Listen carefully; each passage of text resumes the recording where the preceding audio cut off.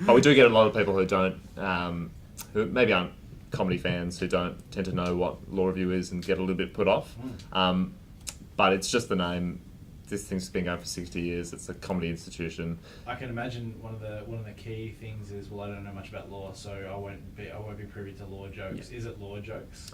I don't think there's been a law joke in the last 3 reviews that I can remember. Maybe one. There was a Suits video. That's about as close as it gets.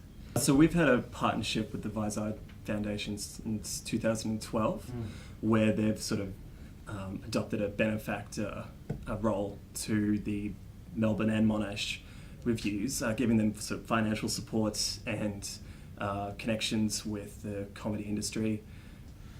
Yeah, so that was one of the benefits of having the Vizard Foundation on board. They've organised a few workshops during the course of the year. So we've had the likes of Steve Vizard, Sean McAuliffe and Stephen Hall, both from Mad as Hell, Amanda Brocci, producer Tommy Daslow over the years, and we're coming up to work with Frank Woodley and Julia Zamiro on a bit of acting. So, which is just great for the cast to introduce them to sort of they're sort of comedy heroes, I guess. Well, I was in the cast in 2012, and then became director last year in some sort of military coup, and stuck around this year. So my role basically is to facilitate the cast in writing and rehearsing and performing sketches, and basically total creative control.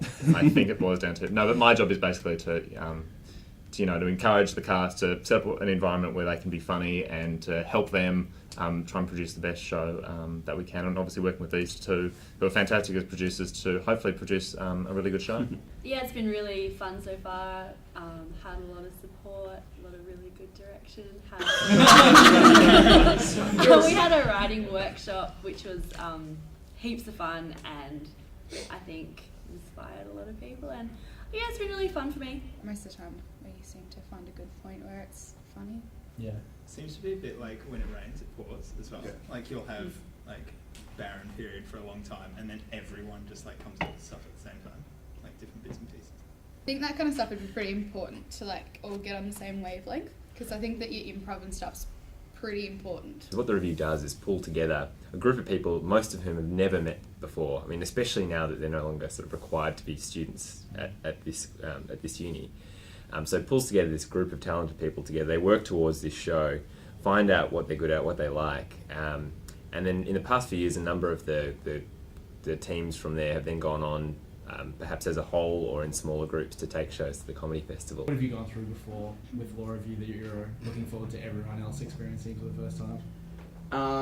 When we get into even more intense rehearsals where we're having to be basically every day, morning to night in the weeks leading up, which will be fun. Be testing. So I guess we see, our role in running this, this institution is to give people that first taste, build the confidence and the love for it, and then hopefully, and we're hoping to work to a model to really encourage people to, get off their feet and then take something to the next level. Yeah, I was going to say, I'm really looking forward to it when we can actually all be together at the same time, because it's harder to come up with ideas when you're just in the room together for an hour, as opposed to being there together all the time, watching things that just happen, and then stuff that sort of evolves from that, that just can't happen in a controlled environment like this all the time. So I think that's where the best work is going to come from.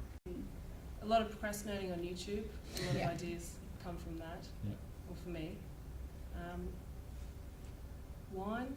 It actually helps process along.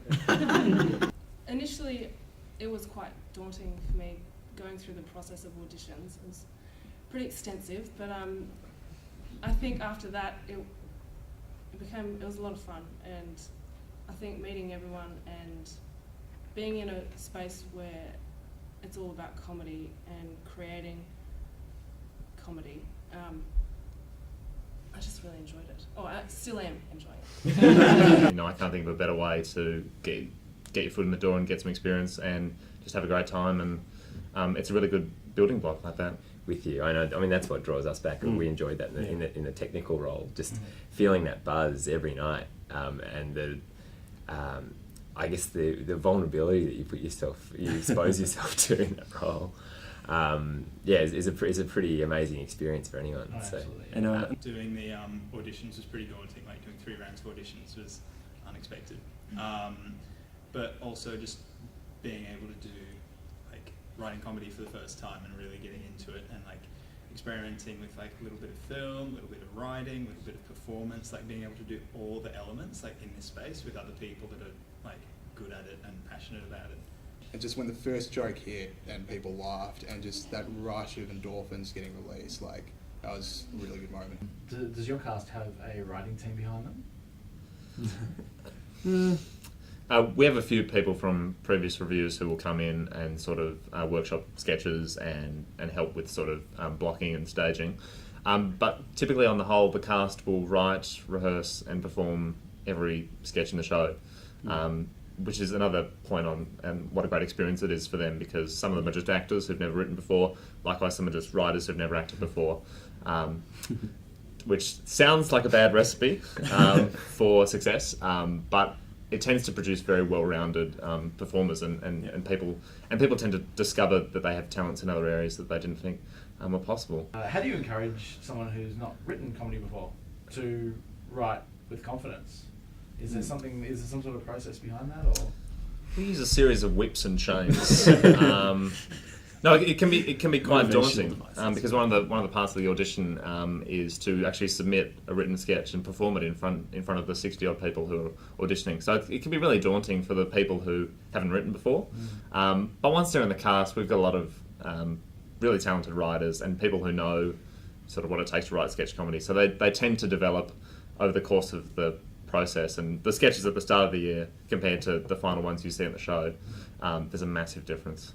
I think I've just enjoyed doing things collaboratively. I think Yeah, that's a word. That's a good word. We're using it. You go over something so many times and you think, is this actually funny? And it's so much more helpful when you've got people around you, they're in the same mindset and trying to produce something amazing and trying to get a real good response out of people. So Sometimes you just think, how can I ever write something funny again? And then just getting such a fresh outlook as some of these guys do. It's just it just reinvigorates. Yeah. So if you want comedy like that, get tickets at the website on below your screen. Yeah.